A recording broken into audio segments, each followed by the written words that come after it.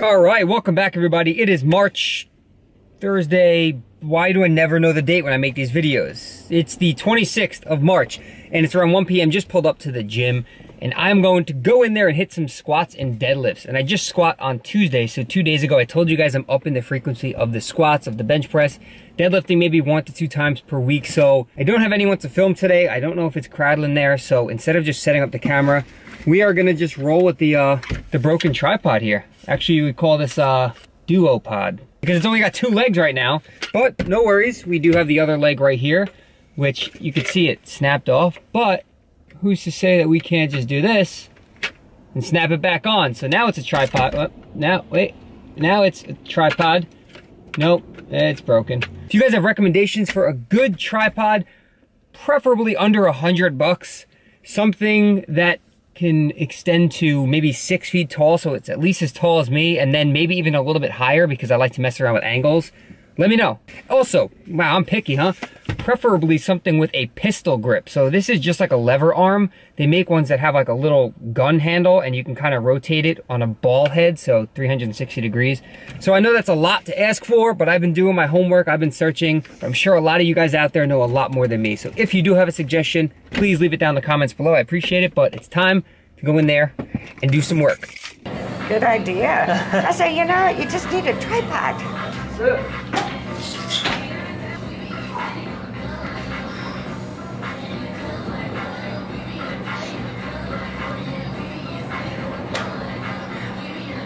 Explain. I'm sorry? Teach me what you're doing. It's like instead of just doing this and trying to stretch out the front of my hip, Right. I'm using this to kind of hold me up, so I don't have to worry about stabilizing myself. So like if I use this, kind of acts like a harness. So now if I bend down, I don't have to worry about like trying to keep myself in a proper position. I can just really stretch out, and this is holding me up, so it just gets a deeper stretch. Gotcha. It allows you to get into like some positions that you might not be able to. Like I can't do a split. I was just thinking But that if- very thing. Yeah, if this has a little bit less tension, you can come out further.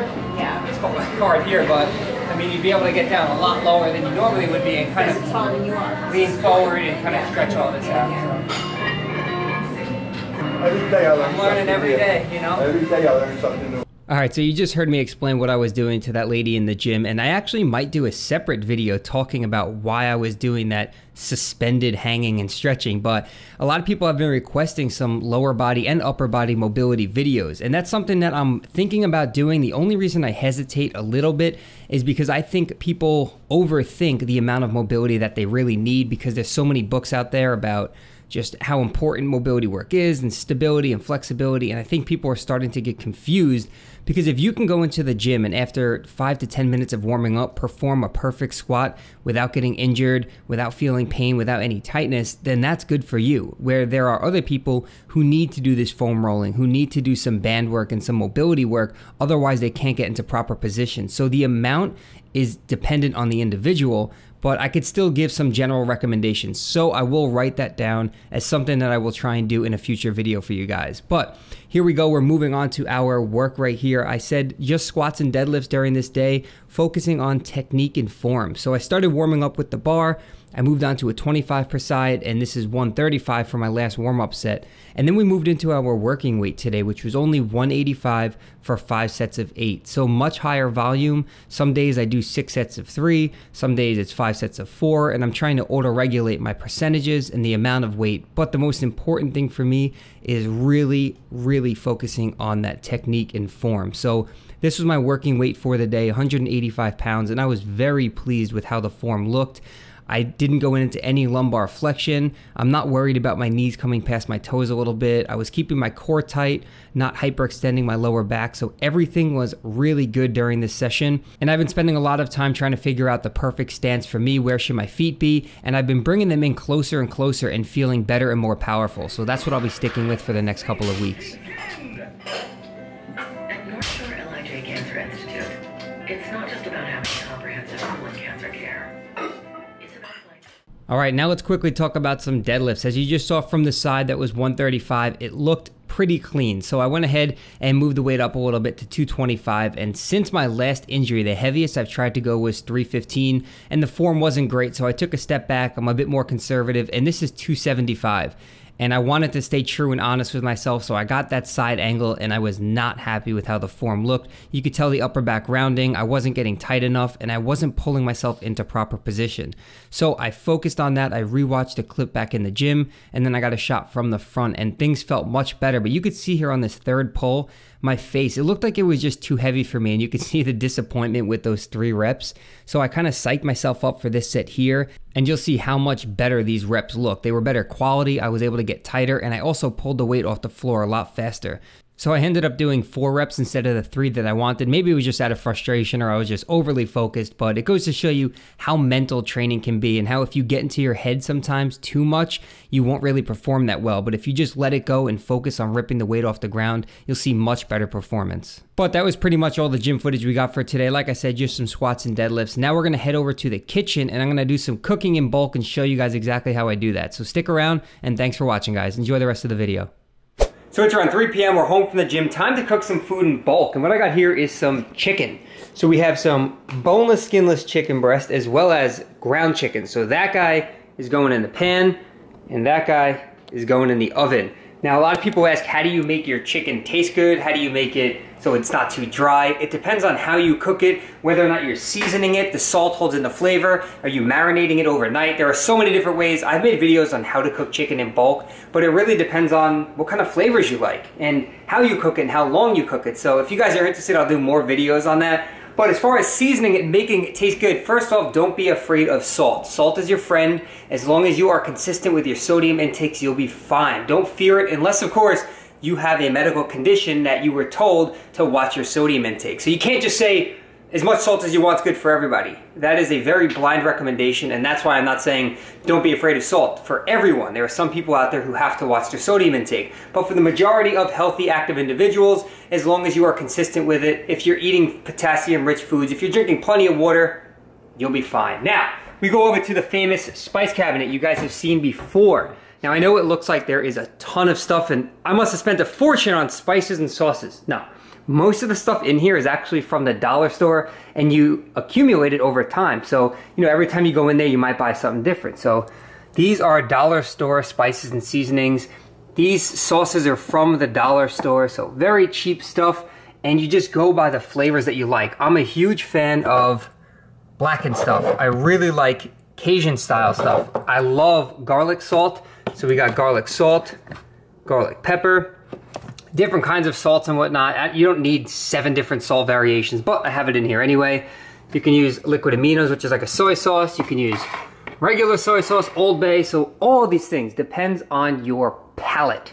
Or you can go over to there in the fridge and use different, you know, you have hot sauces in there. You have salad dressings, which actually make a pretty good marinade. So Italian salad dressing, marinating in that chicken would be pretty good. But like I said, I keep things basic, so I'll be using probably some garlic salt or maybe even some of this blackening seasoning for the chicken breast. And then for the ground chicken right there, I'm actually going to use this taco seasoning. So pretty much make taco meat out of it with some lean ground chicken. So that's what we're gonna do. We'll cook that up and we'll come back when it's all done. All right, so let's show you how easy this shit really is. Start off by washing your hands because you don't want to be touching food with dirty hands. Go ahead and take the ground chicken, throw it in a pan on a medium heat for about 8 to 10 minutes until it's no longer pink. This is very lean, so it will get white and not really golden brown like a ground meat or turkey. Go ahead and add your seasoning and you're pretty much done. Shut the heat, set that aside, and start preparing the pan for the chicken breast. Now, I like to clean it up a little bit and slice it thin down the middle. You don't have to do this, but it will cook faster. But on the downside, you also have to keep your eye on it because if you slice it too thin and cook it too long, it will dry out. So that's an optional step. Now what you want to do is season it with whatever you want, like I talked about earlier. It's whatever kind of seasonings and flavors you like. Flip it over, hit the other side, and then we're going into the oven at 375 for around 20 to 25 minutes. Again, this will depend on your oven, on the thickness of the chicken breast, so I can't give you a concrete recommendation, but it's simple. Keep your eye on it, wait for the internal temperature to be 165, and boom, that's cooking in bulk.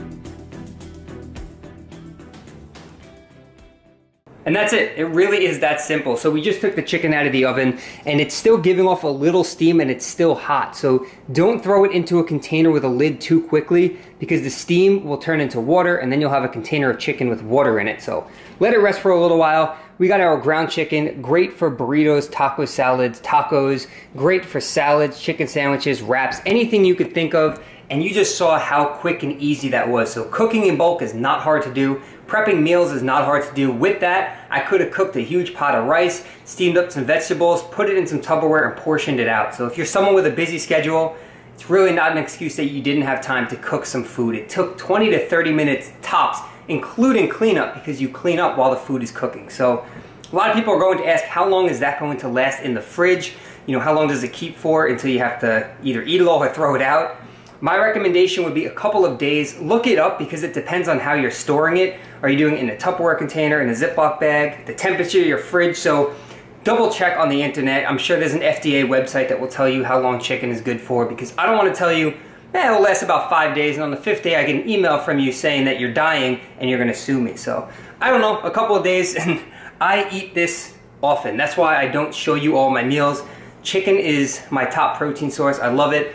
I love salads, I love wraps, I love sandwiches, I love burritos with it. So it goes pretty quick, but hopefully that little cooking segment helps some of you guys out.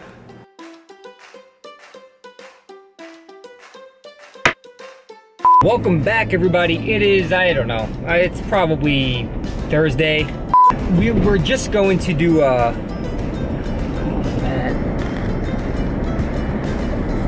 it's also been a little while since I've, you know, had some what am I trying to say? Don't worry, everything will be on film for you guys. I don't like this. Boo.